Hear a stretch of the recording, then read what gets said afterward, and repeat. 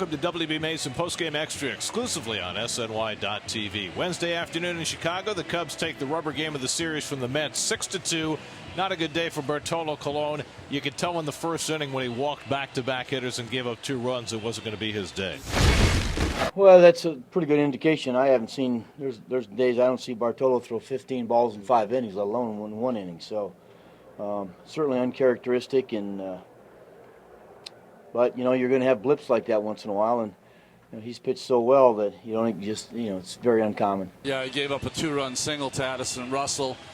Just did not have his control from pitch 1 really, and hung a couple sliders to Anthony Rizzo, hit 2 long home runs, and that was really the game for the Mets. The offensively, you look at the Mets, 4-hit day by Kelly Johnson, 2-run home run by Wilmer Flores, Travis d'Arnaud with a couple of hits, and Conforto with that ringing double. On a day when the Mets rested Cespedes and kept Neil Walker and Asdrubal Cabrera out of the lineup, both Flores and Johnson made a bid for a little more playing time. You know, they don't play much. You get them in a game, and you get them 4 at-bats, and some things happen, and we've seen it before, and that's, you know, I referred to it earlier today. That's how we got to where we did last year.